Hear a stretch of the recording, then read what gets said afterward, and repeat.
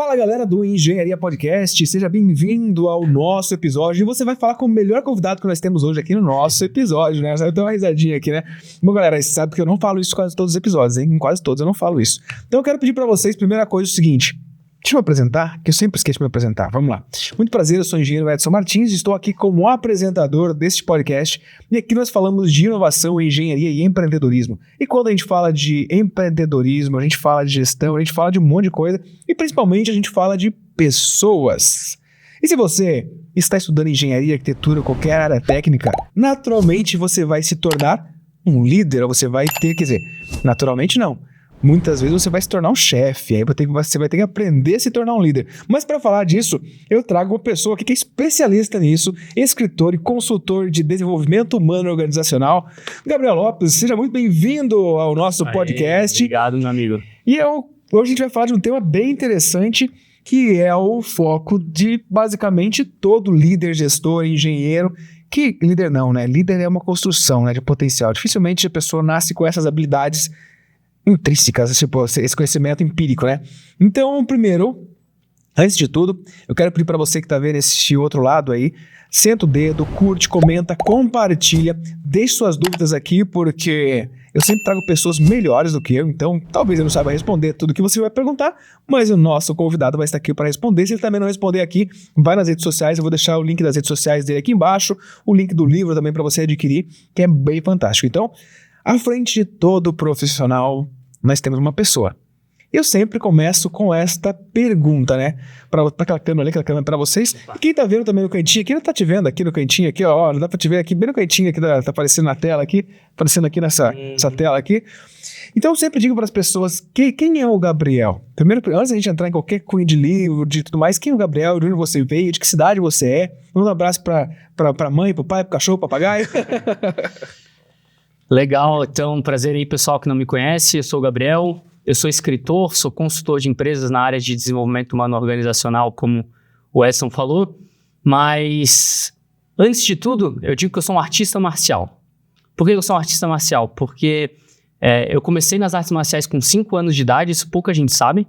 Eu tenho um histórico ali nas artes marciais, histórico de atleta também, participei de competições internacionais. E eu gosto de trazer isso porque antes de cargo profissional, antes de qualquer outra coisa, eu trago esses valores junto comigo, né? Para onde quer que eu vá, para empresas, enfim. Então eu gosto sempre de trazer esse histórico que pouca gente conhece. Fui atleta durante 13 anos da minha vida, participei de competições internacionais, e isso não sai da gente. Então, todos esses valores das artes marciais, do esporte, a gente está até no período de Olimpíadas agora, né? A gente tende a valorizar mais atleta em época de Olimpíada, né? Mas, então, assim, eu sei um pouquinho, vamos dizer assim, do que esse pessoal passa e isso, cara, é competência que a gente traz pro resto da vida. E é fantástico essa questão da disciplina do esporte, né? Eu nem sabia também, fiquei sabendo agora. Na verdade, acho que você tinha comentado comigo, mas faz muito tempo que a gente não fala sobre isso e você também não publica ou não fala muito sobre isso também. E aí vem a disciplina da liderança, né, cara? Olha que fantástico. Porque a liderança tem muito a ver com disciplina, e disciplina, cara, é algo que a gente constrói com o tempo, né? Com certeza. Liderança, acima de tudo, cara, é comportamento. E comportamento é algo que, como tu comentou, é disciplina. É algo que a gente tem que estar ali um trabalhinho diariamente para estar mudando, para estar construindo algo. Não é algo que eu li em algum lugar e mudei da noite pro dia. Então, bem colocado mesmo. E me diga uma coisa, entrando assim já na questão... peraí, antes de tudo isso, galera, eu preciso mandar um abraço para os nossos patrocinadores, galera. Tem que mandar um abraço para o Instituto Zavaleta Saúde e Segurança Ocupacional, quase falei ocupacional. Preciso também mandar um abraço para o Estúdios Teimosia, que fica em Balneário Camboriú. E roda a vinheta, já a gente volta. Teimosia produtiva.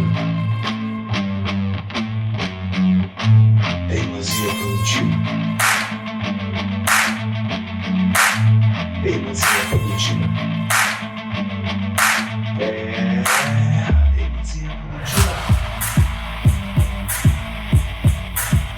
Teimosia produtiva. Teimosia produtiva.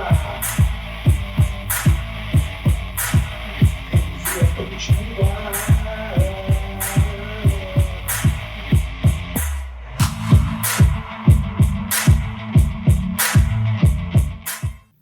Fala galera, estamos de volta. O que eu fiz aqui? Eu não sei o que eu fiz, voltei certo agora. Bom, como vocês sabem, aqui a gestão toda operacional aqui para aumentar a produtividade é nesse cantinho. Então, sobre produtividade é minha praia, sobre liderança é a praia dele. Então vamos lá continuar. E falando disso, para a gente começar esse grande episódio falando de liderança, ele me convidou, inclusive até pedi desculpa para ele agora aqui em off, que eu não pude participar do lançamento do livro. Nós temos um livro aí, inclusive o nome eu achei bem interessante, Liderança Ressonante. Mas cadê o livro? Mostra pra essa galera esse livro, olha só. Eu quero começar te presenteando aqui com uma lembrança, tem uma dedicatória bem especial aí. Olha só, cadê? Deixa eu mostrar aqui pra galera. Que massa, cara. Que massa, peraí, deixa eu botar aqui no cantinho. Galera, deixa eu botar nessa câmera aqui, isso fica legal? Acho que aqui, ó. Aqui tá aparecendo. Peraí. Aqui, ó. Caraca, velho, que massa, cara. Parabéns. E aqui, ó, vamos ler aqui, ó. Este não é um livro de frases motivacionais. Já começou bem. Já comecei ganhando respeito, já. Ó, este não é um livro de frases motivacionais. Liderança Ressonante busca trazer um conhecimento profundo sobre como os líderes influentes criam conexões com as pessoas e como aplicar isso nas nossas relações profissionais e pessoais, conectando a ciência com a rotina das organizações. O livro busca fornecer para líderes de primeira viagem os conhecimentos e as ferramentas necessárias para este início de jornada, passando pelos principais temas como competências de liderança, comportamentos eficazes e ineficazes, gestão de conflitos, desenvolvimento de times, tomada de decisão, entre outros. Já para os mais experientes, tem o intuito de gerar provocações e insumos para desenvolver uma liderança influente e que produza resultado mais eficiente. Sendo assim, o leitor poderá consultar os capítulos quando estiver experienciando algo visto aqui, ou sempre que julgar necessário relembrar. Ou seja, é isso aí. Para você que está na faculdade, você dificilmente vai aprender as habilidades de liderança. Você vai aprender muito cálculo, você vai aprender muito pouco sobre relacionamento comportamental. Então, eu vou ler e depois eu faço um resumo para vocês do episódio. O que vocês acham? Aqueles episódios que a gente faz lá de segunda, terça, quinta e sexta, nós temos episódio todo dia ao vivo e eu sempre trago um tema diferente. E vocês sabem que liderança a gente tem abordado bastante isso, visando o engajamento de vocês no mercado de trabalho e principalmente desenvolver as habilidades para que vocês sejam valorizados. Afinal de contas, ninguém merece ser engenheiro e ser contratado como analista ganhando R$3.000, né? Vamos falar a verdade. Então vamos lá, falar desse tema. Me conta mais pra gente do tema, vamos lá. Legal. Contigo. Essa sinopse que tu leu ali, eu acho que ela representa bem um pouco do que o livro traz. Né? Como tu bem colocou, a gente passa aí a faculdade inteira de engenharia ouvindo que a gente vai ser gestor, e a gente não tem uma grade falando sobre gestão de pessoas. Né? Tem uma frase muito legal que eu gosto do Simon Sinek, que ele fala o seguinte: 100% dos teus colaboradores são pessoas, 100% dos teus clientes são pessoas, 100% dos teus fornecedores são pessoas, então se tu não entende pessoas, tu não entende negócios.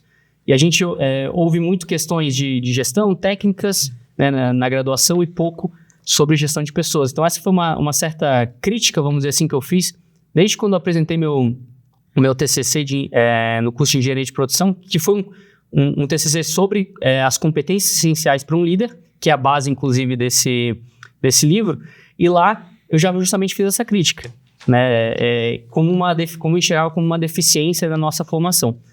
E aí eu digo que para os líderes de primeira viagem, ele é um kit de sobrevivência na selva. Sabe os Largados e Pelados? Que tá jogado na selva ali com uma faca, com um isqueiro, com uma rede de pesca. Então, para quem está aí na graduação ainda, ou para quem está assumindo agora uma posição de liderança, ou para quem deseja, né, crescer na carreira e assumir uma posição de gestão, inevitavelmente você vai ter que lidar com pessoas. Então o livro ele traz aí esse kit, vamos dizer assim, de sobrevivência com o Bento colocou ali, ferramentas, comportamentos, enfim. E para quem já assume uma função dessa, para quem já está exercendo essa função de líder e de gestor de uma empresa, eu trago muita provocação. É um livro extremamente provocativo. Por isso que eu digo que ele não é um livro de frases motivacionais, que tu vai abrir toda manhã e tu vai ler alguma frase de impacto que vai te deixar motivado. Não é bem esse o intuito. O intuito é trazer provocações para que tu possa questionar a tua liderança a todo momento. Porque liderança, né, nas minhas consultorias, nas minhas mentorias, eu trabalho muito essa questão ali do método socrático, que é a base de provocação. Eu vou te provocar, vou te questionar, e a partir disso tu vai chegar nas suas próprias conclusões. Então o livro também é um guia nesse sentido, e aí como estava ali, você pode consultar ele a todo momento. Então basicamente é isso, mas acima de tudo ele é um livro sobre comportamento. Tá. E não falamos muito sobre comportamento, principalmente na nossa cultura, né? No Brasil, eu vejo que a gente deixa... Como eu posso dizer assim antes disso, galera, eu sempre digo para vocês que estão em casa que esse podcast ele é como se fosse o livro Quem Pensa Enriquece. Logo no comecinho das primeiras páginas, ali está escrito que se ele te contar para você o que está escrito ali, você não vai compreender. Você precisa entender os sinais a cada capítulo que vai passando. Então o podcast é a mesma coisa. Então vai prestando atenção e pegando os sinais que os nossos convidados estão falando. Por isso que eu falo para vocês que eu trago convidados melhores do que eu. Então fique atento ao sinal, às mensagens que ele está falando aí.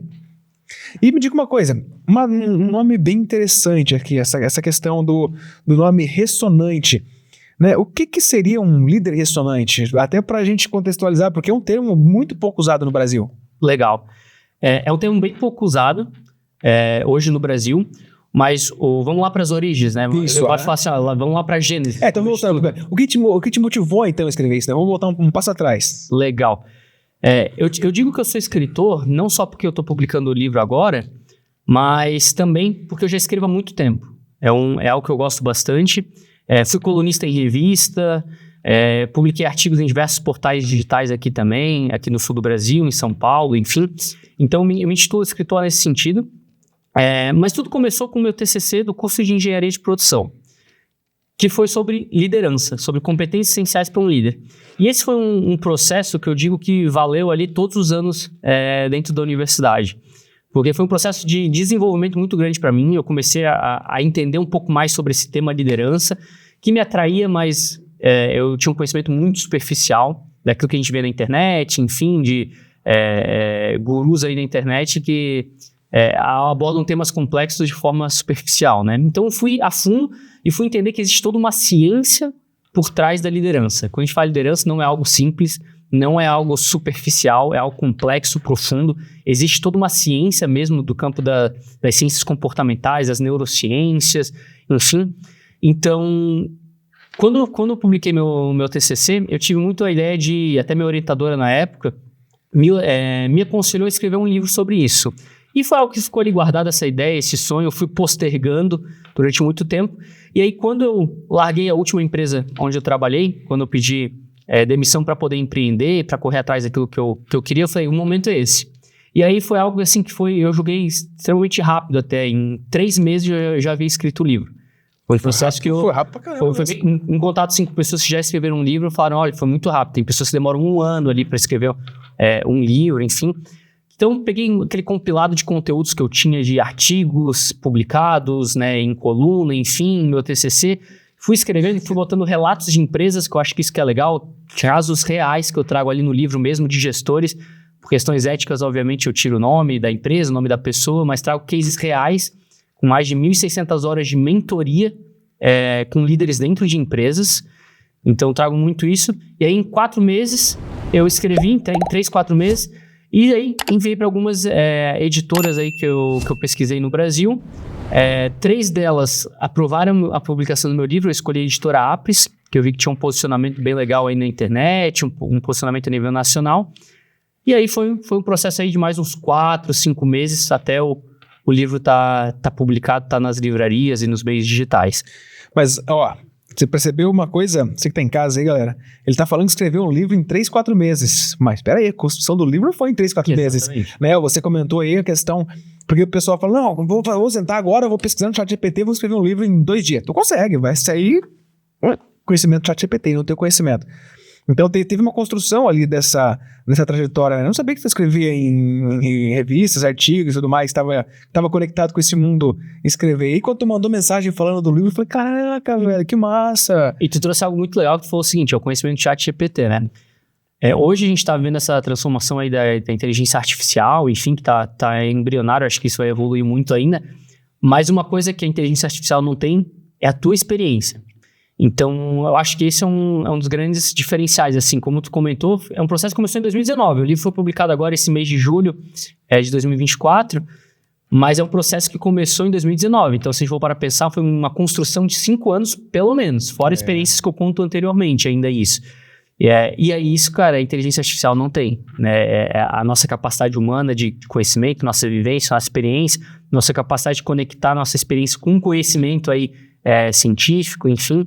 Então, realmente fica algo bem original, não é só colocar no chat GPT. Não é pegar o textinho do chat GPT e tá tudo certo. Exato. É importante trazer isso, porque às vezes a pessoa que está ouvindo a gente, ela tem interesse em escrever um livro, ela acha que em 4 meses, 3 meses vai sair. Na verdade, como tu bem colocou, é um trabalho de construção muito antes, né? É importante a pessoa entender isso. Exato. E eu vejo que as pessoas, muitas vezes, elas tentam encurtar esse caminho, né?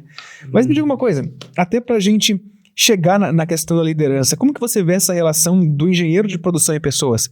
Porque eu vejo que, trazendo, é puxando sardinha pra mim também agora, né? Porque eu vejo o pessoal falando, engenheiro de produção eu trabalho com processos, engenheiro de produção eu trabalho com processo. Tá, mas o processo, enfim, qual a tua resposta? Assim, como você vê a questão do engenheiro de modo geral, ou engenheiro de produção, ou profissional da área técnica, com pessoas, como que você vê essa relação? Quem gerencia, quem toca o processo são pessoas, inevitavelmente. Por mais automatizado que os processos estejam hoje em dia, mas quem toca os processos dentro das empresas são pessoas, né? Como eu comentei, teus clientes são pessoas, teus fornecedores são pessoas, e eu enxergo essa grande deficiência na nossa formação, de não ter grades focadas para gestão de pessoas, para comportamento, para conhecimento de fato de pessoas, né? Então aí a gente forma muitos gestores, muitos chefes e poucos líderes de fato, né? E existe essa grande diferença entre líder e chefe, sem querer fazer aquelas comparações superficiais, mas o gestor, né, ele gerencia processos, recursos, né? E o líder, ele vai trabalhar sempre no âmbito das pessoas. Então, você pode ser um gestor e não ser um líder, você pode ser um líder e não ser um gestor, e você pode ser um líder e ser um gestor. Que eu acho que esse que é o mundo ideal, porque você vai estar potencializando o teu resultado ao máximo.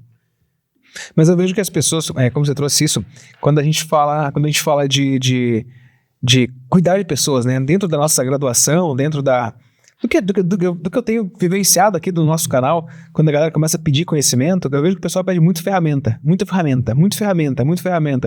E se baseiam muito no sucesso empresarial, digamos assim, em dados. Não, eu tenho dados aqui que minha produtividade eu preciso aumentar em 7% e eu vou fazer isso, eu vou pressionar a galera, aquele que não atingiu o objetivo, eu vou dar advertência, eu vou e... Acha que é sorte, pressão e dados. E não, né? Realmente pessoas seguem pessoas. E agora tu falou um outro ponto bem interessante. Não, quiser contextualizar referente a isso, eu ia te fazer uma pergunta em relação à procrastinação. Tu falou que postergou. Tu deixou um tempo para fazer. Qual que é a tua visão de procrastinar? Procrastinar pode ser saudável de certa maneira? Eu acho que procrastinação, ela é, vamos dizer assim, faz parte da nossa natureza humana. E eu acho que ela tem uma questão assim na evolução que é fundamental pra gente, né? É como o Dr. Drauzio Varela, ele fala, tu não vai encontrar uma girafa fazendo crossfit na selva, né? A girafa, quando ela não está comendo e se alimentando ali, ela vai estar descansando, ela vai estar, enfim... Então, o nosso corpo, a nossa essência, eu acho que ela traz... ela está programada para isso.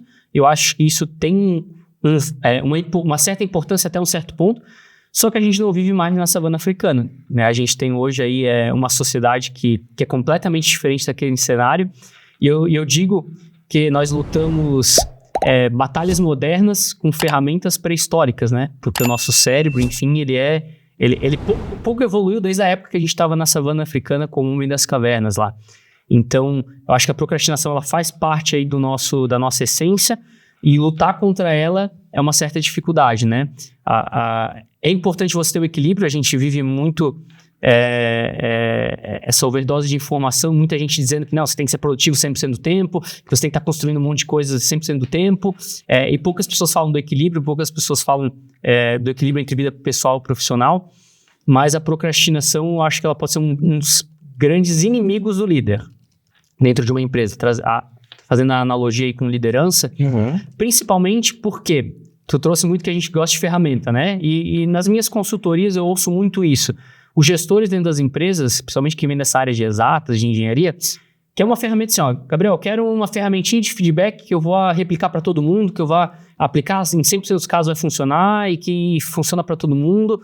E quando a gente fala com pessoas, comportamento, enfim, é algo que não é algo igual para todo mundo. Não é uma receita de bolo, né? Exatamente. Tem os indicadores, tem as ferramentas e tal, que você pode se basear, mas geralmente eu vejo que juntando metodologias você consegue ter melhores resultados. Claro, exatamente. Mas tomar cuidado também para não ter 5, 6 ferramentas e não dominar nenhuma. Exatamente. Né? E que tudo é ligado a comportamento. E comportamento ele é treinado, ele é treinável, comportamento é treinável, mas ele é algo muito mais complexo do que simplesmente pegar uma ferramentinha aqui que eu aplico em todo mundo e vai dar sempre certo.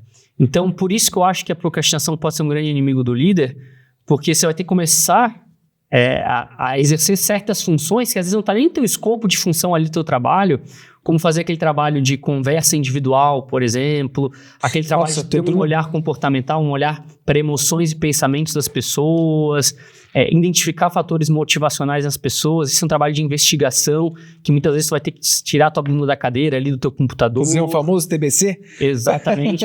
Sabe, é um trabalho às vezes de formiguinha, de estar conversando individualmente com cada um. E isso, aí de fato, é para você cair cair na operação. Eu acho que é uma armadilha muito grande. Né? Exato. Deixa eu te perguntar uma coisa aqui. Uma coisa eu sempre gosto de colar, né, cara? Eu sempre gosto de colar pro ChatGPT aqui. Eu vou colar no ChatGPT. Ele tá falando, eu tô escrevendo aqui, ó. Mas, por exemplo, aqui um ponto bem importante, como eu falei pra galera, eu gosto de perguntar, mas o importante é saber perguntar. E voltando aqui nesse ponto da procrastinação, cara, eu não sei, eu tenho uma teoria que procrastinar pode ser saudável, cara. Sabe por quê? Por exemplo, assim, eu vou trazer esse ponto que você comentou do período que você levou para escrever o livro. Você trouxe ali que você começou em 2019, ou seja, todo esse tempo que você teve procrastinando, ou seja, escrevendo artigos, escrevendo outras coisas e não focando no livro, foram te dando maturidade, bagagem e conhecimento para que você conseguisse ter maturidade hoje de lançar o seu livro e ter autoridade para falar e principalmente segurar o ego. Porque, cara, esse negócio, entendeu? Então eu tenho essa teoria, procrastinar é saudável. Desde que você não fique parado sem fazer nada. Perfeito. Né, entendeu? Algo nesse sentido. É um tema polêmico. Muito polêmico, realmente. Como é que procrastinar é saudável?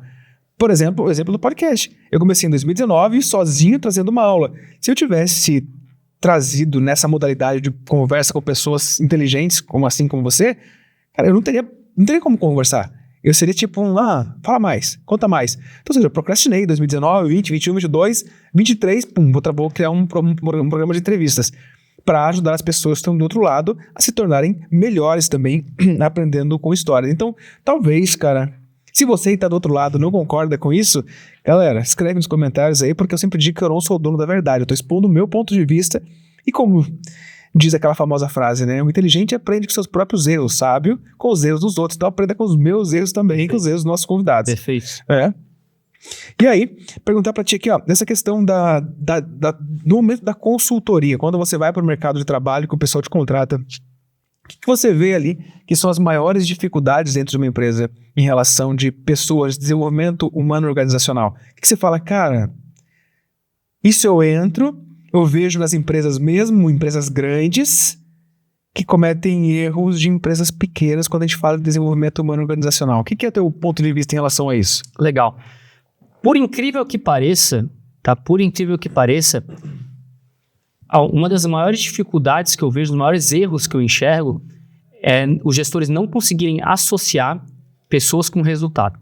Parece um pouco, assim, até óbvio hoje em dia, todo mundo fala, eu vejo muito até em gestores, empresários falando isso, o resultado vem das pessoas, né, as pessoas que geram resultado, enfim, em umas empresas, as pessoas são o maior ativo de uma empresa, mas quando você vai ver na prática, é o oposto, chega a ser bem contraditório, assim, né? Inclusive, eu gosto de trazer muito para números, né? Eu falo assim, as pessoas são o maior ativo da tua empresa, deixa eu ver o turnover da tua empresa. Aí você vai ver o turnover ali estratosférico, ou uma grande pegadinha, uma grande armadilha que muitas empresas caem, assim, nosso turnover turnover, para quem não sabe, é a rotatividade, né, a quantidade de colaboradores que saem e entram dentro da empresa, e a nossa rotatividade, nosso turnover está dentro da média de mercado. Eu falo assim, então reter talento não é um diferencial competitivo do teu negócio. Porque se está igual ao teu concorrente, quer dizer que tu está retendo igual o colaborador, ele fica aqui e fica no teu concorrente. Ele fica aqui e vai lá, né? Vamos ficar trocando de... Exatamente. Esse é um dos maiores indicadores que ele não é o sintoma. Aliás, ele é o sintoma, não é a causa, né? Mas se a empresa tem uma boa política de gestão de pessoas ou não, se a empresa tem essa visão ou não, né? E aí quando você vai ver, o discurso é sempre, as pessoas são o maior ativo, mas você abre mão desse ativo na primeira oportunidade. A primeira crise que bate, quando a água bate na bunda, você abre mão do teu ativo, né? Ou quando o salário dele tá muito alto, né? O salário dele tá muito alto, vamos demitir ele e contratar pagando metade. É igual aquela questão que tu falou ali do segredamente milionário, enfim, quando a gente traz para esse lado assim financeiro, né? Aí você vê o conceito de ativo, que aquilo te traz um retorno, enfim. Aí quando tu tá na crise, tu não abre mão de um ativo teu. Você tem um ativo no banco, um aluguel que tu recebe de um terreno, enfim, qualquer coisa assim, tu não abre mão disso quando tá na crise. Então, se tu diz que as pessoas são ativas e tu tá abrindo mão disso na primeira incerteza que tem, então quer dizer que na prática tu não considera elas um ativo. Exatamente. Então, essa é uma grande... esse é um grande erro, equívoco que eu vejo de muitas empresas, de muitos empresários. E aí eu gosto, assim, uma abordagem que eu uso é trazer isso para número. Como eu te falei, turnover.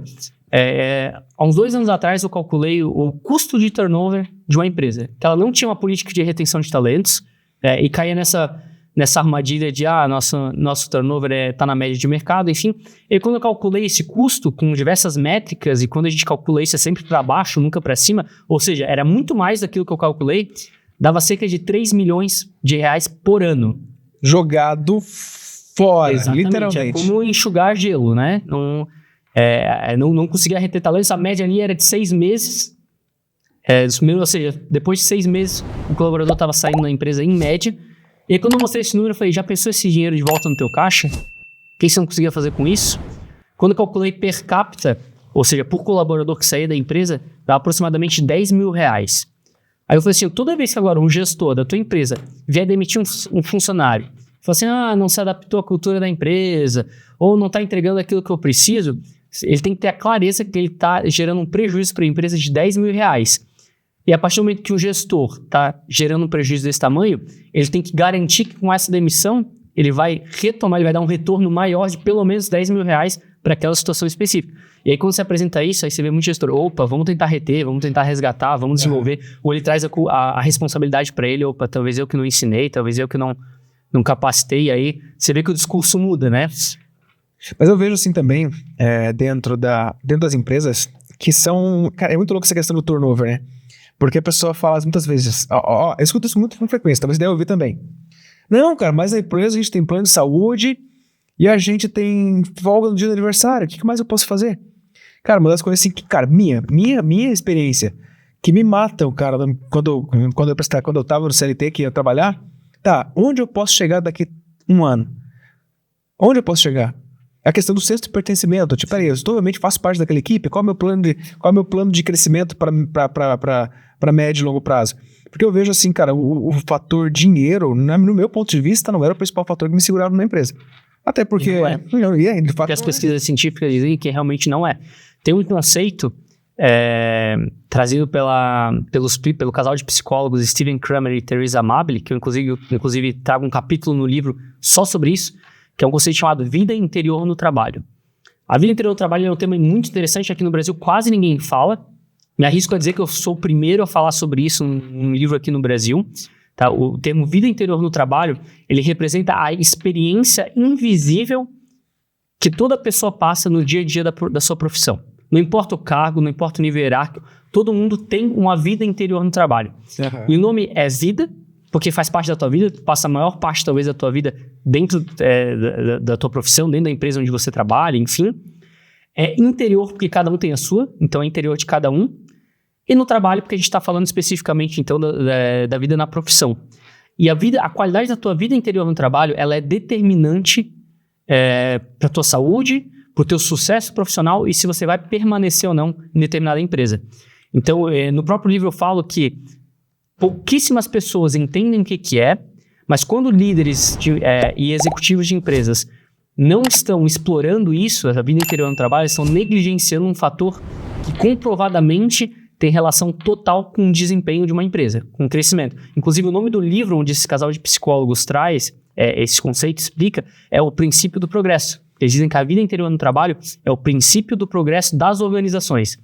Então, quando uma empresa não olha para a experiência do colaborador, para a vivência, quando ele olha só para justamente números, processos e dados, a empresa está negligenciando o que talvez seja o principal princípio do progresso de qualquer organização. Então veja como isso é poderoso, né? E aí qual que é a base disso? O que os autores trazem que eu trago ali no livro também? A vida interior no trabalho ela é composta por 3 esferas, que são percepções de cada um. O que é percepção? Como você enxerga a empresa que você trabalha? Será que você julga essa empresa como uma empresa ética, como uma empresa não ética? Enfim, como uma empresa que agrega um valor no mercado, como uma empresa que não agrega? Então, tua percepção sobre a empresa, sobre o trabalho que tu exerce, será que a função que tu exerce hoje é uma função que tu enxerga isso como algo que agrega valor, algo importante, ou tu julga que tu tá apertando um botão sem saber o porquê tu tá fazendo, como algo inútil, por exemplo. A percepção sobre o líder que está acima de você, a percepção sobre você mesmo, você se julga competente, incompetente. Então, percepções, emoções, que tipo de emoções que o colaborador ele sente no dia a dia do trabalho. São emoções positivas, emoções negativas, raiva, medo. A gente acompanha agora o lançamento do Divertidamente 2, que está aí no cinema. Tu assistiu já? Assisti. Eu não fui assistir ainda. Bom. Tão bom quanto o primeiro, eu achei. E ali a gente vê muito... É uma aula de emoções, realmente, aquele filme, tá? Em termos de psicologia, enfim, é realmente uma aula, assim, para leigos. E ele trabalha muito a questão das emoções primárias, e a gente vive isso no dia a dia da nossa profissão. É raiva, é medo, é nojo, é insegurança, enfim, ansiedade, diversas emoções que a gente sente. Então, percepções das pessoas, emoções das pessoas e motivações. E aí a motivação tem a extrínseca, que é isso que tu mencionou de salário, status. Eu sou um gerente. Eu já vi gerente que ganhava como analista, mas ele tinha um cargo de gerente, aquilo, né, fazia a questão do status. Mas tem a motivação que é a mais poderosa, que é intrínseca, que é relacionada a um prazer, uma satisfação pessoal, um propósito de vida. E aí isso tem, a ciência comprova que tem uma relação com um sucesso muito maior do que a motivação extrínseca. Então, quando você soma esses 3 fatores, percepções, emoções e motivações, você consegue ter uma visão da experiência que o colaborador está tendo, da vida interior no trabalho dele. E isso que tem relação com o sucesso profissional e sucesso das organizações. Eu sempre... A galera que acompanha de casa está acostumada, que já que eu tô falando com o convidado, tô fazendo foto aqui, agora eu tô fazendo vou mostrar para vocês aqui, chegar mais perto aqui, ó. Essa aqui é uma câmera 360, enfim, não é um objetivo agora, só pra vocês entenderem o que eu tô fazendo com esse pau na mão aqui, né? Que logo é esse, né? Literalmente com o pau na mão. Eu sempre digo, até falei ontem, não lembro que eu falei nos podcasts, que eu falo que... E falo com propriedade, que as pessoas, elas não querem dinheiro. Elas querem aquilo que o dinheiro pode comprar. E aí, justamente essa questão do próprio dono de uma empresa, do próprio gestor, do próprio líder, quer entender como aquela pessoa, ou seja, qual é a motivação daquela pessoa. Eu quero ganhar dinheiro porque eu quero casar no final do ano e fazer uma festa linda e maravilhosa. Opa, motivação é uma motivação indefinida, né? Exatamente. Essa tá até definida. E tem muita gente que não define isso quais são os seus objetivos, né? Então, por exemplo, falando de objetivo, eu quero convidar você que está desse outro lado vendo aí para ser o nosso membro fundador da nossa área de membro. O QR Code está aqui no cantinho do lado de cá, que é mais ou menos aqui, sim. Acesse esse QR Code, você vai ser o nosso membro fundador da nossa área de membro. Ou seja, o que vai ter nessa área de membro, né? Pra galera perguntar, vou pagar para quê? Por que eu vou contribuir? Ali dentro, cara, a gente está construindo a nossa plataforma técnica comercial. Como assim técnica comercial? A gente vai trazer ferramentas de engenharia, ferramentas de gestão, ferramentas de liderança. Quem sabe o Gabriel pode ser um dos nossos mentores. Junto com isso também nós vamos trazer ferramentas para que vocês possam estar desenvolvendo a carreira de vocês no sentido de, eu quero abrir um escritório de projetos, ou um escritório de engenharia, ou a minha consultoria, eu preciso construir um site. Como que eu faço um site? Eu não tenho dinheiro, mas eu posso fazer. Eu vou te ensinar como fazer sem ter custo, sem precisar pagar, dá para fazer site de graça. Vou te ensinar ali como fazer tráfego pago, como captar cliente, como aumentar o seu potencial, como saber se vender, o seu marketing. Enfim, vai ter muita coisa ali dentro com vários mentores. Não serei só eu. Então, o objetivo é colocar pelo menos uns 50 mentores diferentes de vários segmentos, de várias expertise e também ter mais algumas coisas. Então, se você quer contribuir, tá gostando desse canal, o QR Code tá aqui desse lado, aqui embaixo aqui. Acesse o QR Code, vai lá, porque lá tem todas as informações para que vocês possam alavancar a carreira de vocês, beleza? Então, voltando aqui pro nosso tema. Vai ser bem bacana. Inclusive, o convite é feito aí de forma oficial, tá registrado aí. Olha só. Só tem que pagar 50 mil. Sacanagem. Pensando bem. Não, pensando bem, não quero mais. Não, mas bacana. Vamos voltando aqui pro nosso podcast, galera. Deixa eu puxar aqui. Mais uma pergunta interessante, assim, que você estava comentando.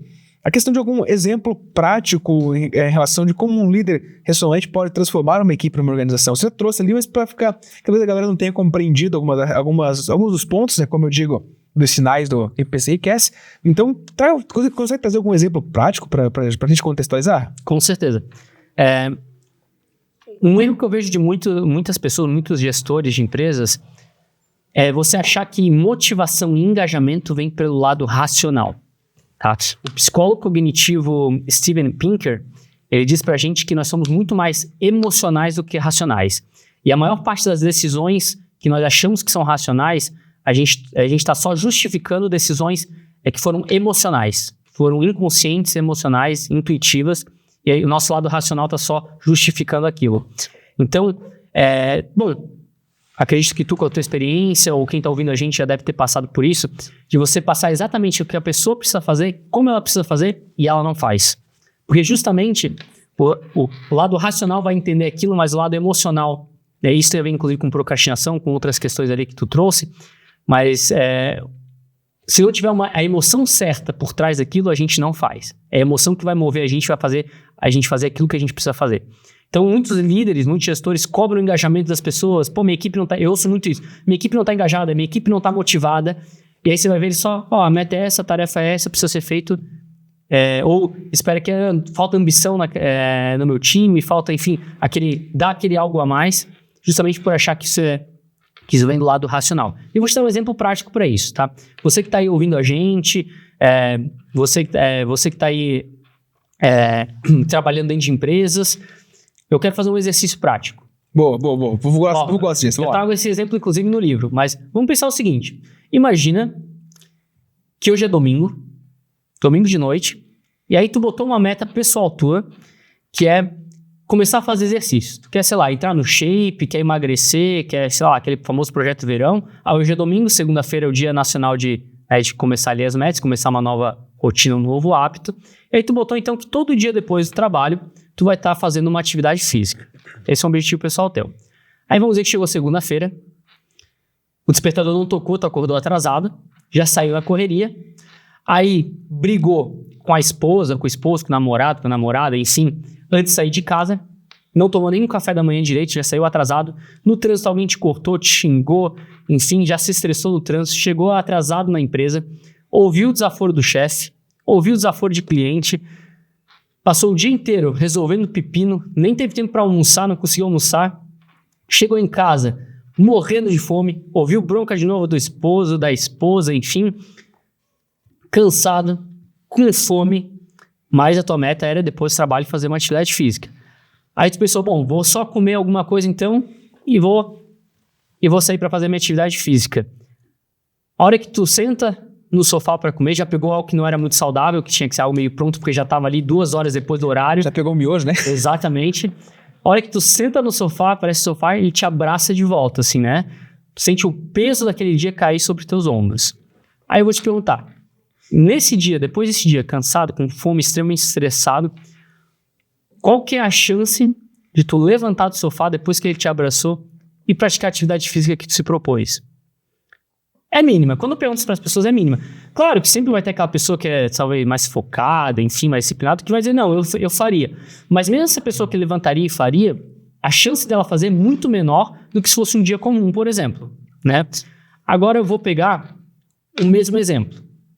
Para você que está aí ouvindo a gente, agora imagina um mesmo dia, só vou fazer uma leve alteração no final. Saiu de casa atrasado, brigou com a esposa, brigou com o esposo, te fecharam no trânsito, chegou atrasado, ouviu esporro do chefe, ouviu esporro de cliente, teve que dar aquele feedback negativo porque a equipe ali não estava gerando o resultado que tu precisa e estava correndo atrás, não almoçou, não teve nem tempo de almoçar, resolveu o pepino o dia inteiro, chegou em casa depois do horário, teve que fazer hora extra, ouviu o desaforo de novo da esposa, do esposo, sentou no sofá te abraçou, de repente tu vê teu filho, tua filha, tua esposa, teu esposo, ardendo em febre, 40 graus de febre, passando mal, ou se acidentou, enfim, precisando de um socorro, de um auxílio. Aí eu te pergunto, aliás, não preciso nem te perguntar se tu iria se levantar ou não nesse dia. Na hora, né? Pula do sofá, nem sentaria às vezes, né? Exatamente, tu pula do sofá, exatamente, para socorrer a pessoa que precisa. Aí eu te pergunto, o que mudou de um exemplo para o outro? É a motivação, né? O esforço físico era o mesmo. O lado racional, em ambos os casos, tu sabia que tu precisava levantar. Tu sabia que tu botou uma meta pessoal, que tu precisava levantar ali do sofá para tu praticar uma atividade física depois do trabalho, enfim. Tu falou motivação e tá certo, mas eu vou um pouquinho além do que tá por trás dessa motivação. Emoção. A carga emocional mudou. É óbvio, quando a gente para pensar agora, depois que eu trouxe esse exemplo, que a emoção que tu tem, a carga emocional que tu tem atrelada ao teu filho, à tua filha, a teu pet, a teu ente querido, essa carga emocional ela é muito maior do que a carga emocional que tu tem atrelado a tá no shape, por exemplo. Uns quilinhos a mais, né? Uns quilinhos a mais. Exatamente. Não dá nada. A calça tá fechando, tá bom. Exatamente. Mas talvez, por exemplo, se tu tivesse alguma doença grave, o médico falasse, olha, exercício físico para ti é tratamento, senão tu não vai ver o teu filho crescer. Talvez, mesmo no dia cansado, tu levantaria e fizesse. Porque é uma emoção diferente ali. Aí chama isso em psicologia de anexos emocionais. É quando o teu cérebro, literalmente, ele anexa uma emoção, pegando o exemplo lá do filme do Divertidamente, pode ser medo, nojo, enfim, existem outras emoções que não são abordadas no filme, mas você pega uma emoção e se anexa a uma memória. Então, toda vez que você pensa naquilo, naquela memória, naquela lembrança, o teu cérebro ele automaticamente joga uma carga emocional. Então, quando tu pensa no teu filho, vem um monte de emoção, vem uma carga emocional muito grande. Quando você pensa em emagrecer, talvez a carga emocional não seja tão grande. Mas você consegue de forma consciente, tá? Você mesmo com você mesmo, mas também um líder consegue anexar, consegue induzir de forma consciente no seu liderado, induzir ele a anexar uma carga emocional no objetivo que ele precisa. E isso é o que gera o verdadeiro engajamento. É isso que está por trás da motivação intrínseca que eu comentei. É a carga emocional. Agora, resta o líder saber qual que é a emoção certa que ele precisa acessar no seu liderado. E aí isso vai variar de pessoa para pessoa. Você pode ter numa empresa aquele cara que é o pai de família, que é um exemplo forte que eu dei. Eu trago esse exemplo porque, inclusive, eu usei uma vez numa empresa e uma líder falou assim, não, mas aí tu pegou pesado falar do meu filho. Eu falei, não é por ele que tu tá aqui? Não é por ele que tu fica 2 horas depois do horário trabalhando todo dia? Mas para aquele cara que está chegando agora com 18 anos, primeiro emprego, talvez não seja o filho a motivação, talvez seja crescimento, talvez seja... a gente hoje está muito nessa época do empreendedorismo. É possível que o estagiário que entrou na tua empresa ali com 18 anos, é possível que ele entrou ali com o objetivo de aprender para abrir a própria empresa. E não vai ser você que vai tirar esse objetivo dele. Agora, você identificar isso, conectar essa emoção, esse brilho no olho, essa emoção certa que ele tem com esse sonho dele, com aquela função, aquele botão que tu precisa que ele aperte todo dia ali na empresa, isso vai gerar engajamento, vai fazer aquele algo a mais, aquelas 2 horinhas depois do horário que você precisou dele, isso vai fazer com que ele faça aquilo que você precisa que ele faça. Então, essa emoção, saber acessar essa emoção certa. E aí, como fazer isso, eu abordo muito no livro, poderia ser tema até de um outro podcast só sobre isso, mas é através da comunicação. Assim, se fosse para tentar traduzir em algo mais prático, mais palpável, é a comunicação. Tá? Identificar esse fator motivacional é a tua comunicação diariamente. E comunicação é comportamento, não é uma ferramentinha que eu aprendo, sabe? A gente vê muitos termos assim na moda. Comunicação assertiva, comunicação não violenta, mas não é um roteiro pronto, não é uma ferramentinha que você vai aplicar para todo mundo. É algo muito mais profundo do que isso, que é possível ser treinado, mas é um processo longo, não é algo... eu falo isso muito em treinamentos, assim, né? Eu sou muito chamado às vezes para dar treinamentos, palestras. Falo, olha, cara, ninguém aqui vai sair um líder pronto, um comunicador pronto, porque ficou algumas horas no treinamento. É um processo que você vai ter que aplicar todo dia até que aquele comportamento comece a se tornar um hábito ali para ti. Trazendo para essa questão de motivação, né? Eu sempre digo que nós temos bons motivadores, né? Nós temos bons motivadores, aqueles que vencem geralmente todo dia 10, né? Bom, talvez esse seja um bom motivador para você aí atingir isso. Agora, até contextualizando, você falando de liderança, né? Eu estava ouvindo um podcast do Caio Carneiro com o André Fernandes. E, cara, teve uma frase assim do André Fernandes, que é o pastor André Fernandes, que eu achei muito interessante. Que ele fala bem assim, cara, se eu pudesse definir Jesus hoje, se ele fosse abrir uma empresa, eu falaria que Jesus hoje abriria um hub para acelerar startups.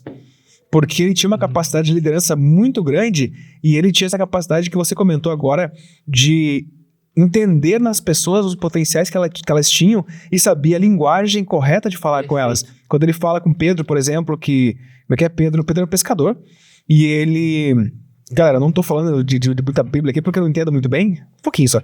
E aí ele tava falando ele falou a linguagem de Pedro, né? Ou seja, Pedro, praga tudo e vem comigo que você vai ser um pescador de almas. Por quê? Ele era um pescador. E a única forma que ele entendia aquilo que acontecesse, bom, peraí, se eu pescar eu ganho dinheiro, então se eu pescar almas eu vou ter resultados. Então ele conseguia entender aquilo de acordo com a linguagem e cada um falava. Perfeito. E além disso também uma função do líder que você também contextualizou, trazendo para o pessoal, é essa questão de você, por exemplo, tem algumas ferramentas comportamentais como DISC e outras enfim, que dá para se aplicar e entender um pouco mais. agregada a outras ferramentas, que você consegue entender qual que é o potencial daquela pessoa. Se a pessoa é uma pessoa muito boa de análise de dados, uma pessoa muito boa na comunicação, se ela é uma pessoa sinestésica, se ela é uma pessoa visual, se ela é uma pessoa auditiva. Então você consegue entender como despertar aquilo de uma forma que você consiga potencializar as habilidades que ela tem, como Jesus fazia com seus discípulos. Afinal de contas, ele pegou um monte de gente ali que eram os piores nos seus departamentos, nos seus setores, mas ele viu que os caras conseguiriam, de alguma forma, lá na frente, fazer acontecer. Então, eu vejo que nós, como aspirante à liderança, digamos assim, não vou dizer líderes, né? Aspirante a líderes, acreditamos que a gente faz um cursinho de DISC, de análise comportamental, e fala, agora eu vou recrutar. Mano, na minha empresa agora ninguém recruta melhor do que eu. Eu sou o melhor analista recrutador de RH que não trabalho no RH. Então é muito louco isso, né? Essa questão dessa visão. E para treinar essa visão, assim, o que você poderia trazer, assim, de ferramenta? Cara, começa por isso, pode ser um caminho. Eu sei que não tem uma receita de bolo, mas se fosse pra você dizer pra alguém, cara, você fala do livro, né, cara? Leia meu livro, né?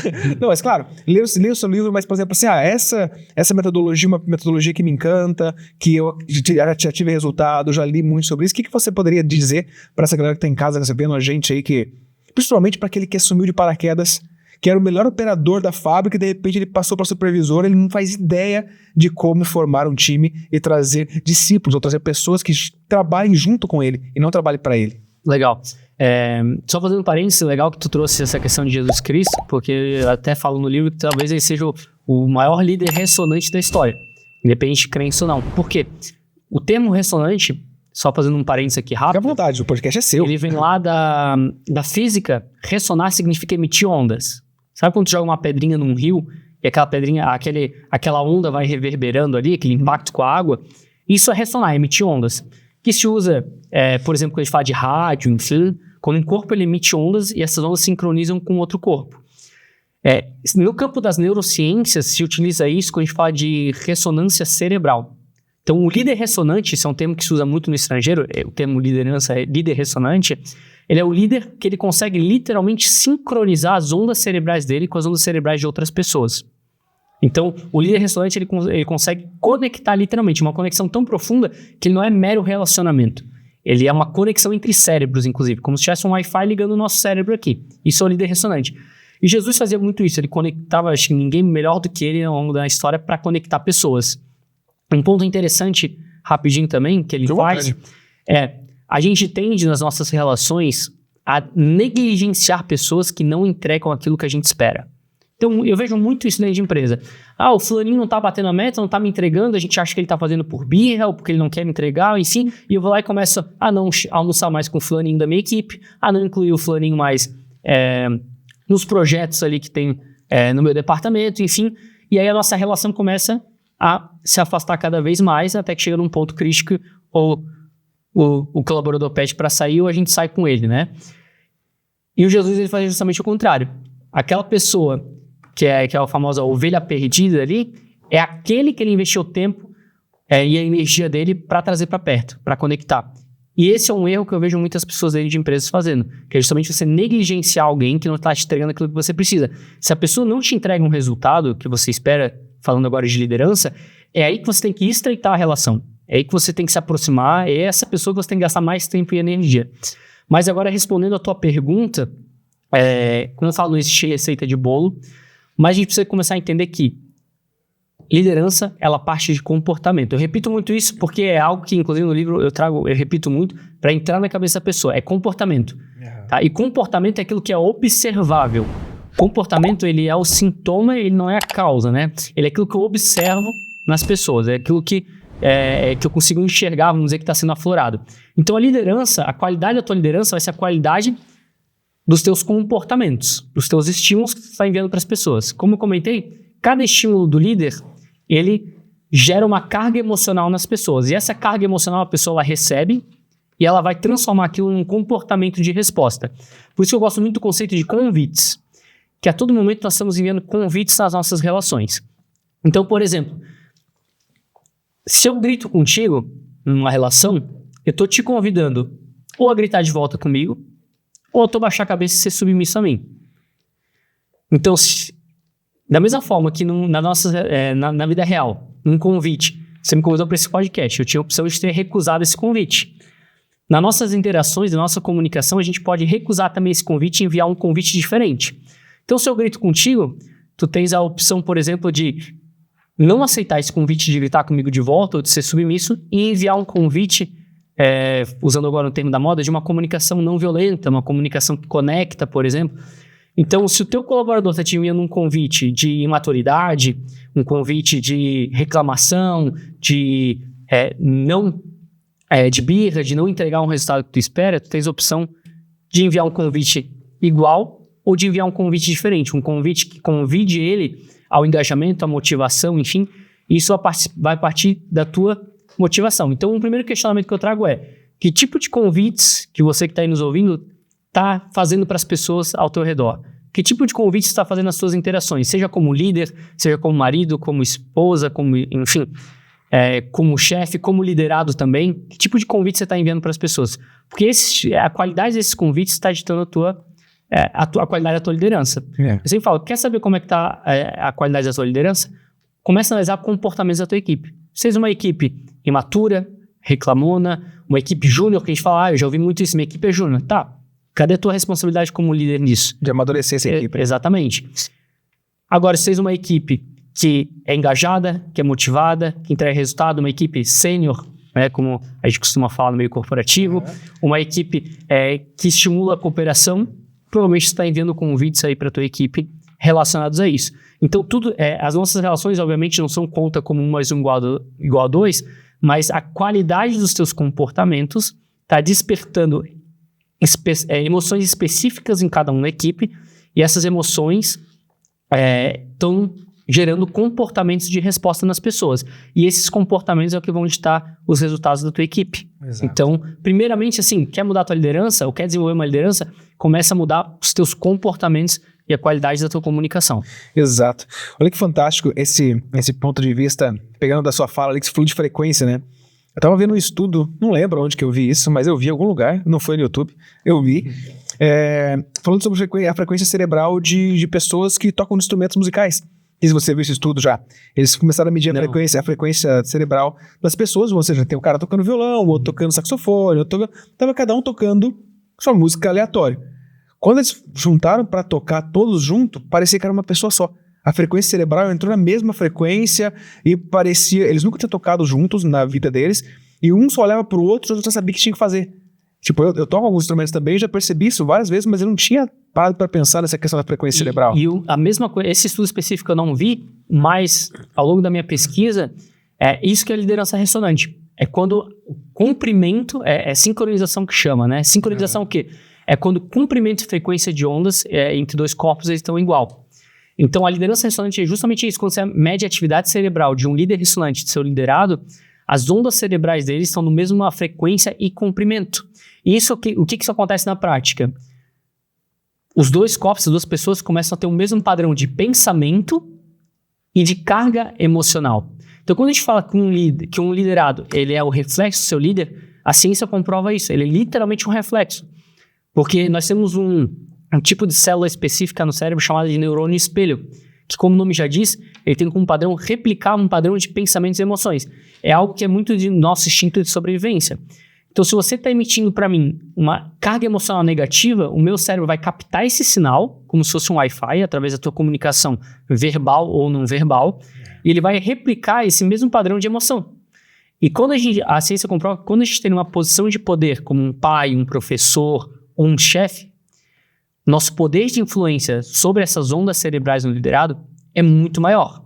É muito mais forte do que um colega, por exemplo, né? Então, sim, nós temos o poder de interferir no padrão de pensamento e de emoção das pessoas. E é exatamente isso que tu falou. Todo mundo já deve ter presenciado algum líder, algum chefe que você tem, que ele está tão motivado que as pessoas, sem ter um motivo específico para isso, elas ficam motivadas e engajadas também. Da mesma forma que você tem, às vezes, um chefe muito estressado que começa a estressar toda a equipe. Então, por essa mesma lógica, por exemplo, de uma orquestra. Como tem alguns exemplos daqueles vídeos da galera, quem gosta de ver nas redes sociais aí, o cara chega num terminal de ônibus em algum lugar e começa a cantar uma música conhecida. Daqui a pouco todo mundo tá cantando junto, aquele coral gigantesco, ou seja, ninguém conhece ninguém, mas de alguma forma ele conseguiu motivar, ou seja, fazer esse movimento nessa frequência, essa frequência acontecer. E aí quando a gente fala de de energia, de ressonância, cara, eu acredito muito que nessa questão da frequência, né? Eu sempre digo quando eu estou fazendo palestra ou dando aula, alguma coisa, eu falo, cara, cuidado com a frequência que você está transmitindo. Quer um exemplo claro? Teu celular não vai pegar essa frequência da TIM se ele é vivo, ou se ele é outro operador. Ele vai pegar a frequência que é a frequência do teu celular. E assim eu vejo também que nosso mundo, né? Nosso mundo é rodeado de energia. Até a capa do livro aqui, cara, é fantástica essa ilustração que você colocou aqui esse desenho humano, né? Eu não sei o significado da capa, mas... Tem todo um porquê aí dessa isso que eu ia perguntar. Mas assim, a impressão que eu tenho, a sensação que eu tenho olhando pra capa assim, ó, é tipo, pessoas se conectando de um modo geral através de alguma energia. Perfeito. Não sei se é exatamente esse o contexto, mas fica à vontade pra contextualizar pra gente. É bem por aí mesmo. Como até o subtítulo aqui fala, né, liderança ressonante, o subtítulo, a arte de criar conexões emocionais com as pessoas. Então a capa ela remete a isso. Se você analisar dentro aqui, né, do desenho, são mãos e se enxerga pequenas cadeias de carbono, que representam justamente essa questão biológica, que é uma relação biológica do líder ressonante. Deixa eu mostrar mais perto do pessoal que vai falando. É uma conexão, como eu mencionei, é profunda, é uma conexão entre cérebros, não é só relacionamento. Então, ela representa essa conexão que é a nível emocional, a nível biológico. E se você analisar a posição das mãos, né, é como se alguém estivesse recebendo algo, que é como se fosse alguém recebendo aquele conhecimento, aquele ensinamento, né, do líder para o liderado. Então, tem todo um significado por trás dessa capa. Não, mas é justamente isso que eu comentei. A sensação que dá, assim, tipo, pessoas conectando de algum ponto, mas eu não tinha pensado em células de carbono, achei interessante. Afinal de contas, carbono está presente em tudo. É o elemento essencial da vida. É. Então, cara... Parabéns mesmo por tomar essa iniciativa de viver do seu sonho, né? Viver do seu sonho, porque a galera que está muito presente aqui no Engenharia Podcast também sabe que nós estamos construindo, então nós, quando eu digo nós, eu falo eu, você, estamos construindo algo totalmente disruptivo, totalmente atípico na carreira de um engenheiro, que é olhar para pessoas, mas eu vejo que cada vez mais o mercado tem aceitado, principalmente engenheiros de produção, por essa capacidade de trazer experiências a parte técnica, que é a parte de números, dados, ferramentas, junto com a questão humana. Eu não estou dizendo que todos os cursos de engenharia de produção fazem isso, eu confesso que eu não me lembro de ter tido nenhuma matéria voltada para humano, para a área humana, dentro do curso de engenharia, mas aí parte talvez da nossa essência de realmente procurar entregar mais do que aquilo que a gente aprendeu. Porque, cara, eu confesso para vocês que número, o ChatGPT faz, a calculadora faz, mas essa relação interpessoal realmente é algo que é complexo de ser construído. O ser humano é uma pecinha complexa. Por mais que você leia um livro, nossa, um livro legal, vou experimentar isso, vou fazer... Aí, no primeiro experimento, você fala, mas caramba, peraí, mas o cara se comportou diferente, o que eu faço agora, né? Então é complexo isso. Exatamente. E como tu bem colocou, né, independente de ser uma deficiência ou não da formação, eu sempre digo que ninguém é mais responsável pelo teu próprio desenvolvimento e ninguém é mais interessado no teu próprio desenvolvimento que você mesmo. Então, se talvez na tua graduação tu não teve nada relacionado a isso, eu acho que ninguém é mais interessado e mais responsável do que buscar esse conhecimento, buscar desenvolver esse outro lado do que cada um. Isso é algo que eu trago bastante no livro. Tu comentou bastante assim, de quais competências, quais habilidades buscaria para começar a se desenvolver. Uhum. A base de todos os meus trabalhos de desenvolvimento de liderança dentro de empresa ou nas minhas mentorias que eu faço para pessoa física, enfim, eu trabalho com um padrão de competências socioemocionais, tá? Quando a gente fala competência, o próprio nome já diz, socioemocional, é porque pega no âmbito emocional e no âmbito social. Então, está muito em alta hoje aqui no Brasil esse termo de inteligência emocional, enfim, está bastante em alta agora, que é um termo bem antigo, lá da década de 80, desenvolvido pelo Daniel Goleman, mas o próprio Goleman, ele desenvolveu o próprio trabalho e ele chegou à conclusão de que, na verdade, não é uma visão emocional, é uma visão socioemocional, tá? E aí ele chegou num padrão de competências que eu, humildemente, juntei com o meu trabalho, porque justamente o meu TCC, minha pesquisa acadêmica, minha pesquisa científica, foi sobre competências essenciais para um líder.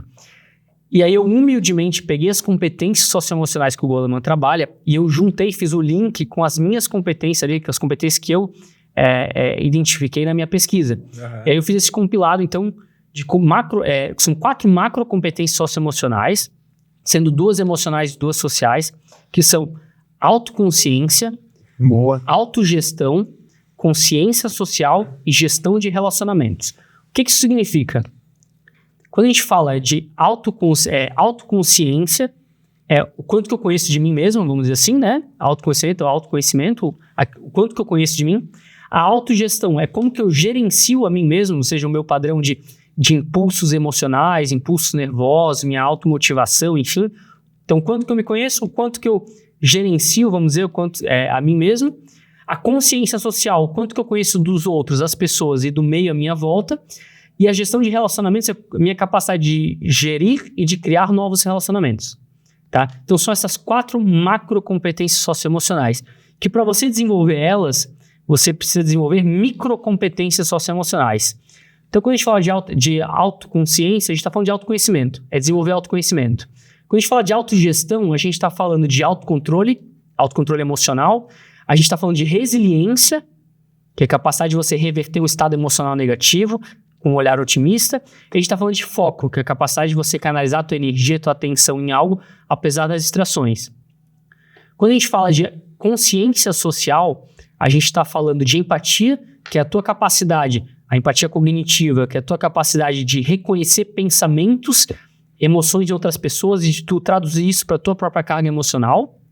E consciência organizacional, que é a tua capacidade de ver, é quase que uma visão sistêmica do meio à tua volta, de você identificar as redes de poder, as redes de relacionamento à tua volta, questões hierárquicas, seja dentro de uma empresa, seja no meio político, enfim, tu identificar essa visão sistêmica em termos de relações na tua volta. Hoje tem os conflitos internos, as redes de poder, nem sempre quem toma a decisão é o influenciador daquela decisão, tem pessoas que influenciam o meio, você saber identificar isso. E quando a gente fala de gestão de relacionamentos, a gente está falando de gestão de conflitos, comunicação assertiva, tua capacidade de influência, de trabalho em equipe. Então, para você desenvolver as macrocompetências socioemocionais, você precisa desenvolver essas microcompetências. E aí no livro eu explico um pouco de cada uma delas. No livro eu trago uma autoavaliação, isso eu acho que é muito legal. Isso é importante, né? Uma autoavaliação de competências socioemocionais para você identificar aonde você precisa desenvolver. Se fosse para dar um conselho para quem está assistindo a gente, então, eu falaria, quer desenvolver a tua liderança? Começa desenvolvendo essas competências, começa a buscar com leituras, com cursos e na prática mesmo, a desenvolver essas competências, que isso a gente infelizmente não aprende na nossa graduação. E a partir disso, então, você vai começar a desenvolver não só a tua liderança, tá? Mas qualquer área de sucesso profissional, você precisa desenvolver essas competências socioemocionais, não é só liderança. A relação disso com sucesso é o seguinte: para cargos de não liderança, cargos que não são de gestão, como analistas, especialistas, operadores, enfim, a relação é de 2 vezes mais, quando a gente fala de sucesso profissional. Ou seja, as competências técnicas, elas têm um fator que é metade de relação com sucesso profissional do que as competências socioemocionais. As competências socioemocionais têm um dobro de relação com o sucesso profissional do que as competências técnicas. Quando a gente fala de posições de liderança, a relação é totalmente desproporcional. As competências socioemocionais, elas representam 85% da relação com o sucesso profissional. Então, se você quer ser líder, é fundamental. Quase que não tem outra opção. E se você não quer ser líder, mesmo assim, as competências socioemocionais têm o dobro, então, da relação com o sucesso. Então, independente do teu objetivo profissional, começa desenvolvendo essas competências que eu mencionei agora. Exato. E tudo isso, a gente puxando aqui de modo geral, a gente vai levar para o protagonismo, né? Eu sou o dono da minha história, eu escolho viver o que eu estou vivendo. E quando você fala de conhecimento, tem uma... Até vou botar no cantinho para a galera ver aqui. Você sempre fala janela de Johari. Não sei se dá para ver se você ver aqui, ó. Botei no cantinho em cima aqui. Ih, agora travou tudo. O que eu fiz aqui? Pera aí, que eu fiz uma coisa aqui. Travou, tá voltando, galera. Voltou. Quem sabe fazer ao vivo. Tá ao vivo aqui. Então, ó, janela de Johari, pra você que tá vendo, tá desse lado aqui, ó. Daqui a pouco eu mostro pra você aqui. Não consigo virar, se eu for virar aqui vai dar ruim, ó. Deixa eu tentar virar aqui, ó. Você consegue ver aqui. Aqui, ó. Você consegue ver aqui. Janela de Johari, que é aquela parte aqui, deixa eu ver se tá certo. Aquela primeira parte de baixo, deixa eu virar aqui pra poder mostrar pra galera. Que ó, essa parte aqui, a primeira parte é eu aberto, ou seja, o quê? É a parte que eu sei de mim e que você também sabe que sabe que eu faço. Aí nós temos a parte que o quê? Que é o que você sabe de mim e eu não sei, que é a parte de cima do segundo quadrante do lado de cá, aqui ó, segundo em cima aqui. Aí tem a parte que eu desconheço de mim, ou eu conheço de mim, você conhece. Ou seja, ao contrário, eu embolei tudo, mas depois você vai entender. Ou seja, a parte que eu conheço de mim, você também conhece. A parte que você conhece de mim, eu não conheço. A parte que eu conheço de mim, você não conhece, que é a parte secreta, aquela parte, aquelas coisas que eu faço no meu momento escondido, que ninguém sabe, que é talvez antiético. E tem a parte principal, que é a parte do eu não conheço e você também não conhece. Que eu acredito que quanto mais você vai buscando conhecimento nesse sentido, mais você vai crescendo, né? Que é a parte, você vai diminuindo o quadrante do que eu não conheço e que você não conhece. Quanto mais eu me conheço, mais eu consigo ter esse protagonismo aí em relação a ter melhores resultados. Então eu digo, talvez que a liderança está muito relacionada com o autoconhecimento. Com certeza, é a base de tudo. Por isso que a primeira competência é a autoconsciência. Eu não consigo mudar algo, não consigo gerenciar algo se eu não conheço primeiro. Então, primeiro parte do autoconhecimento. E tu trouxe uma questão muito legal do protagonismo, né? Que eu, como profissional de RH, ouvi muito dentro de empresas, tanto como consultor, mas também como profissional de RH contratado em empresas, muito assim, o colaborador terceirizando essa responsabilidade do teu desenvolvimento para a empresa. Claro que o departamento de RH, né, ele tenta desenvolver mecanismos para que o colaborador consiga se desenvolver, enfim, a gente cobra os líderes que desenvolvam as equipes, as pessoas, mas como eu falei, ninguém é mais responsável, mais interessado pelo teu desenvolvimento que você mesmo. Então não espera da empresa isso. E sendo bem sincero aqui, as empresas são egoístas. A empresa, ela vai te usar e te desenvolver enquanto for conveniente para ela, mas ela vai te demitir assim, a partir do momento que isso for conveniente para ela. Então, da mesma forma, o teu desenvolvimento, ele é conveniente principalmente para ti, antes de ser para a empresa. Então, você que tem que ser o maior interessado em correr atrás disso, independente da empresa estar na condição ou não. Se a empresa está na condição, perfeito. Se a empresa não te der essa condição, você que tem que correr atrás. Busque por si só, né? O caminho é teu, exatamente. Para tu ser, como profissional de RH, eu falo, tu é contratado pela tua raridade, pela tua exclusividade. Engenheiro tem um monte por aí, conhecimento técnico tem um monte por aí. Agora com a inteligência artificial, conhecimento técnico, o ChatGPT tem de um monte por aí, mais do que qualquer ser humano vai conseguir concentrar. Agora, qual que é a tua raridade? Será que você é um engenheiro que tem competências socioemocionais? Você é um engenheiro que sabe fazer gestão de conflitos, por exemplo? Né? Isso fazendo agora um outro parênteses, né? Quanto mais alto cargo dentro de uma empresa, mais você começa a depender de outras áreas dentro da empresa e com menos relação hierárquica. Ou seja, vamos dizer que eu sou um gerente de engenharia, um gerente industrial dentro de uma empresa. Aí, de repente, eu vou estar dentro de um projeto, dentro de uma iniciativa, numa sala de reunião, e tem um gerente financeiro. E, às vezes, o que é mais interessante para a parte industrial não é o mais interessante para a gerência financeira. E aí, como é que eu resolvo isso num projeto, numa tomada de decisão para a empresa? Uhum. É saber negociar, é saber gerir conflitos. E isso a gente não aprende muitas vezes na formação. Não. Então, quanto mais alto nível dentro da empresa, você precisa desenvolver comunicação, gestão de conflitos, negociação, competências que são socioemocionais que a gente não aprende. Então, se tu não correr atrás disso, o prejuízo maior é teu e não da empresa.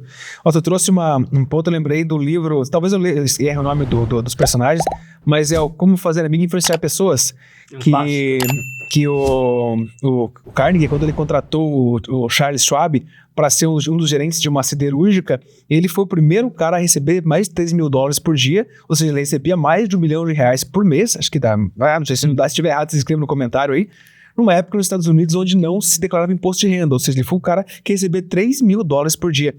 E aí o Carnegie fala para ele, eu não contratei o Charles Schwab porque é o melhor cara que mais entende de aço, mas ele é um cara que sabe se comunicar e se relacionar com as pessoas, ele sabe formar time.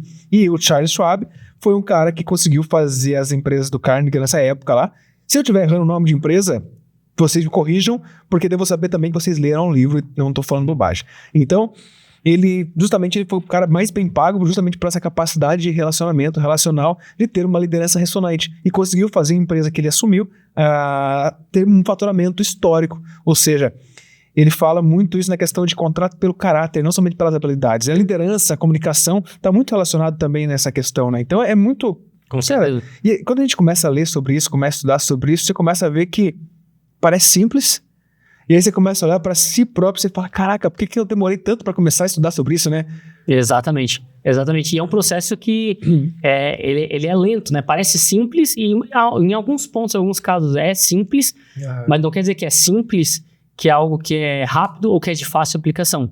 Às vezes aquilo que é simples para você desenvolver isso é complexo, mas começa por essa virada de chave.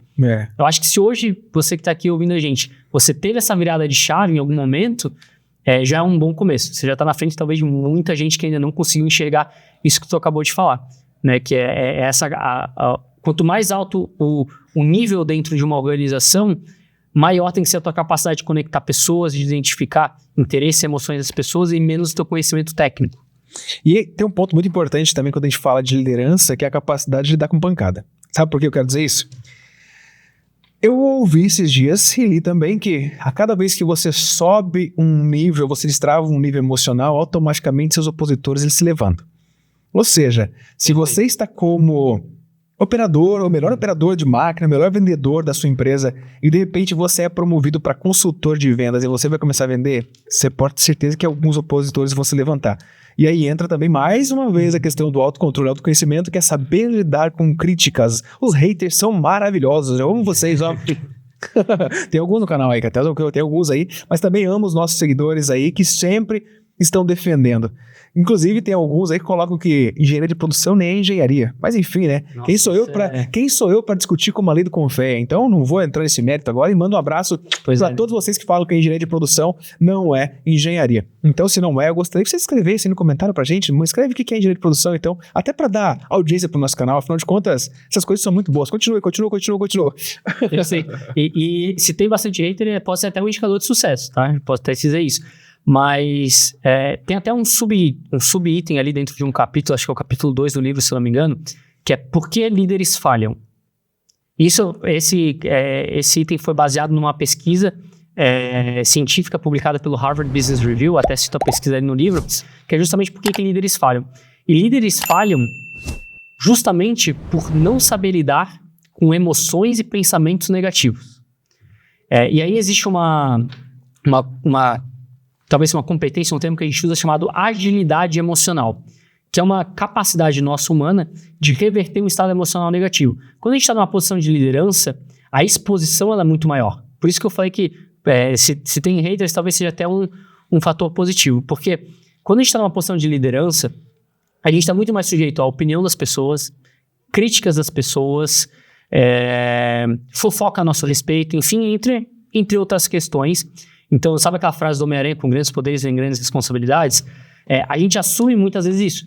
Então, saber lidar com toda essa pressão, com toda essa carga emocional negativa, é uma competência essencial hoje para a liderança.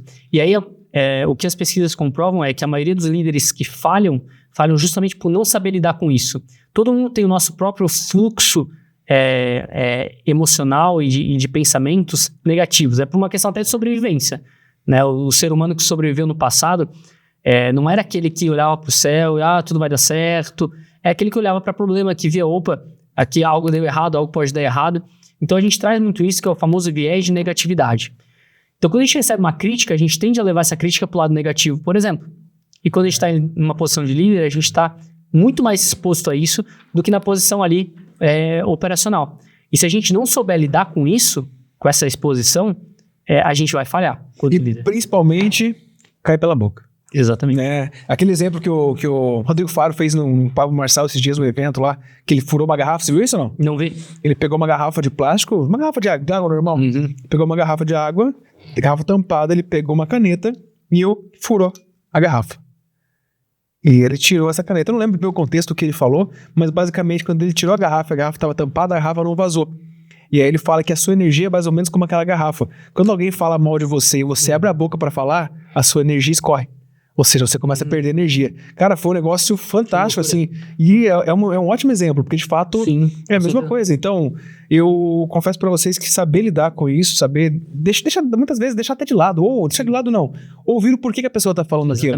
Porque talvez a pessoa precisa somente de... Cara, vem cá, dá um abraço aqui, vamos conversar. O que tá acontecendo? Né? Um erro muito grande é suprir. A gente vai suprindo, a gente pega isso e vai suprir. Vai colocando aqui de ladinho, até que vai chegar no momento que isso vai estourar. A gente onde a gente vai explodir, é o famoso burnout, enfim, todo esse tipo de consequência que a gente vê hoje no Brasil, principalmente. Né? O Brasil, se não me engano, ele é o top 1 de ansiedade e o 8º no mundo de burnout, né? 4º ou 8º, não lembro.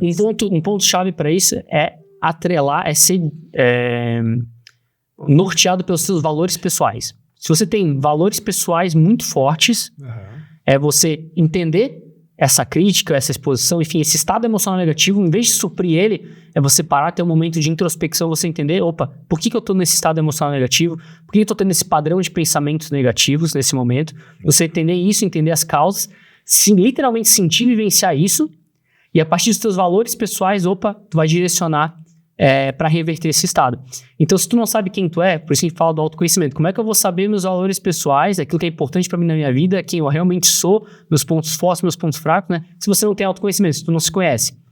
Então, a pessoa que se conhece, ela vai sentir esse estado emocional negativo, ela vai vivenciar isso, mas ela vai reverter rápido, porque ela vai ser norteada pelos valores pessoais dela. Agora, quem não tem isso claro, vai remoer aquilo ou vai suprimir aquilo. E sabe o que é o mais louco? Trazendo experiência própria. Talvez não, com certeza deve ter alguém do outro lado ali ouvindo e falar, caramba, achei que eles iam falar só ferramenta de engenharia de gestão. Eu talvez estivesse do outro lado há uns 7, 8 anos atrás, eu estaria falando, puta que... Mas depois, cara, eu demorei pra entender que, cara, tudo parte da gente, de dentro da gente pra fora. Ou seja, não adianta eu querer chegar na presidência de uma multinacional se eu não conseguir lidar com pessoas, mas principalmente com as minhas emoções. Então, hoje eu digo pra... Cara, quem me pergunta o que eu devo estudar primeiro? Eu falo, cara, estuda você.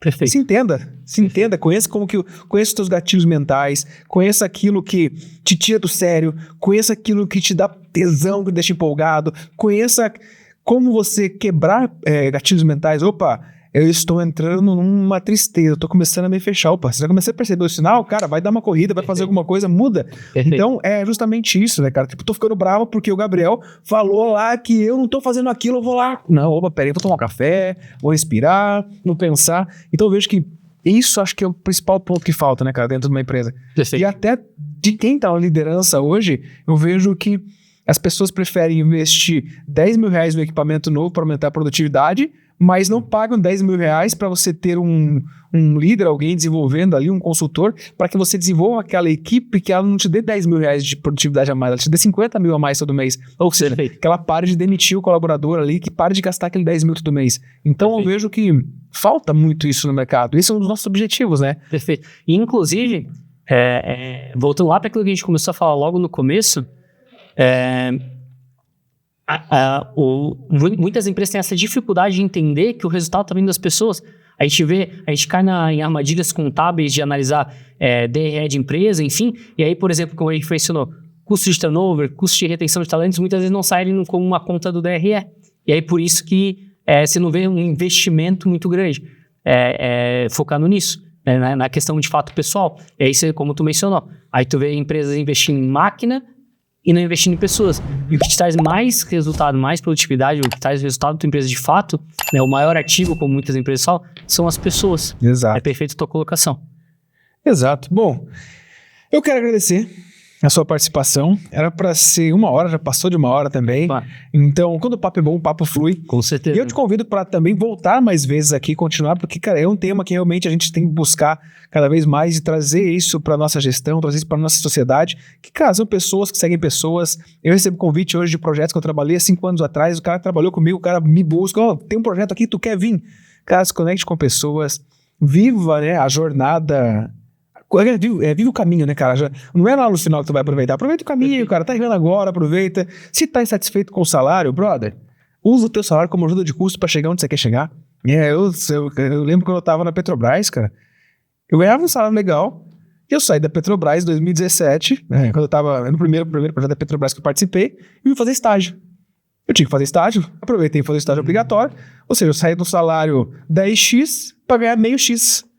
Ou seja, eu usei aquela ajuda de custo, aquele salário que eu tinha como ajuda de custo para que eu pudesse aprender sobre supply chain, sobre compras estratégicas, e então foi super importante. E também tem muita gente do outro lado que tá vendo ali, que talvez tá perguntando, tipo, para você é fácil de falar, né? Vocês estão desse lado da telinha, no estúdio muito bem equipado, tá todo mundo bem vestido, não tô de barriguinha cheia, tô com fome, daqui a pouco a gente vai comer, mas... Eu sempre gosto de pedir para os nossos convidados, no final, deixar uma mensagem para essa galera que está assistindo ali. Lembrando que nós temos o cara que está pensando se vale a pena estudar engenharia, o cara que já está no meio da faculdade achando que vai se formar e ficar rico, maravilhoso, porque ele vai ter o diploma na mão. Nós temos aquele que está no mercado de trabalho que é o nosso principal foco aqui, que é aquele cara que tá com 25, 30 anos, que tá meio...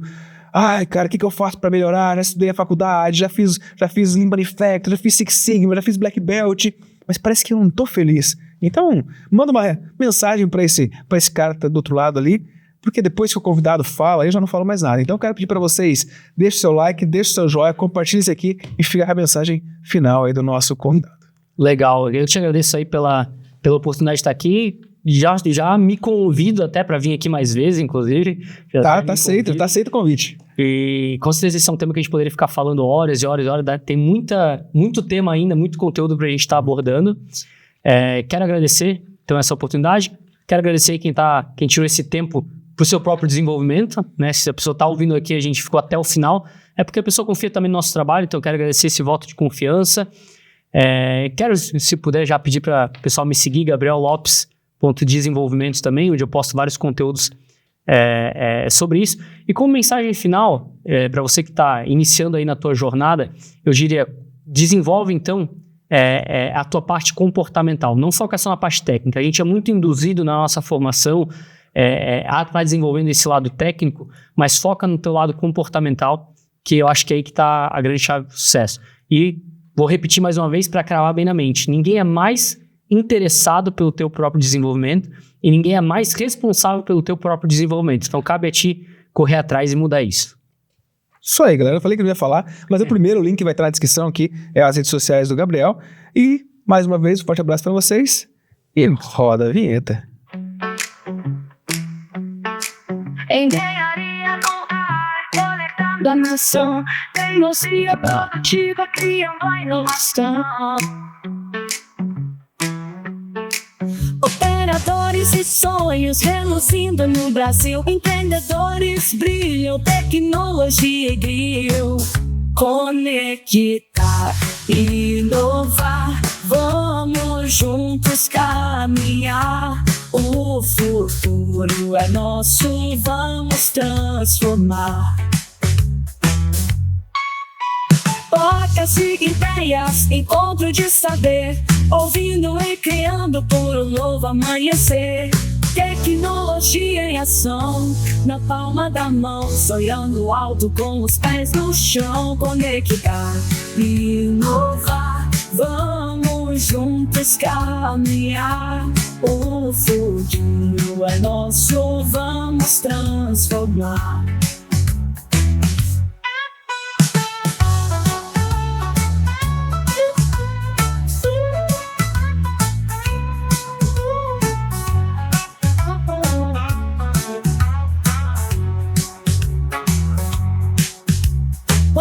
De ideias, encontro de saber, ouvindo e criando por um novo amanhecer.